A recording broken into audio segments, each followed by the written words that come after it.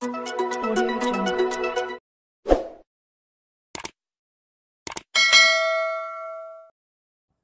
Terima kasih kerana sudah menonton channel saya Bantuan-Bantuan Kerajaan. Sebelum itu, jangan lupa tekan butang share, like dan subscribe untuk lebih banyak info yang akan saya kongsikan.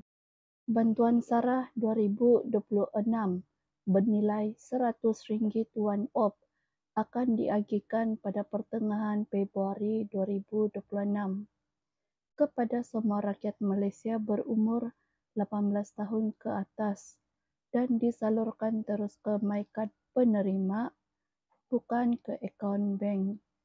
Sumbangan asas rahmah Sarah merupakan inisiatif bantuan kerajaan yang bertujuan untuk meringankan beban kos sara hidup rakyat Malaysia berpendapatan rendah. Ia merupakan bantuan tanpa tunai cashless yang disalurkan terus ke MyKad penerima, membolehkan mereka membeli barangan keperluan asas di kedai terpilih seluruh negara tanpa perlu menerima wang tunai secara fizikal. Bermula tahun 2025, pengagihan sara dijalankan melalui program MyKasih yang memudahkan penerima membeli barangan harian seperti beras, minyak masak, telur, tepung, sayur, ayam, ikan dan pelbagai lagi. Bantuan ini boleh digunakan di lebih 4,100 kedai rakan niaga MyKasih di seluruh Malaysia, termasuk pasaraya besar.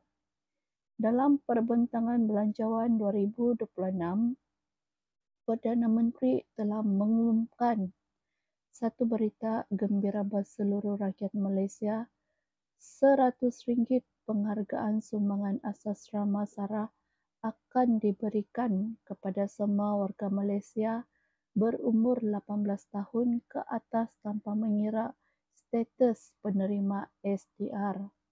Ini bermaksud semua individu dewasa layak menerima bantuan ini, bukan hanya golongan B40 semata-mata.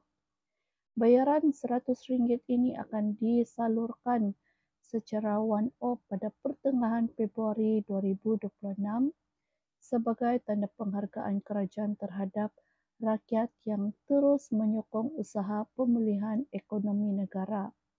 Berbeza dengan bantuan tunai biasa, sara diberikan dalam bentuk bantuan tanpa tunai iaitu cashless yang dimuatkan terus ke dalam MyKad penerima.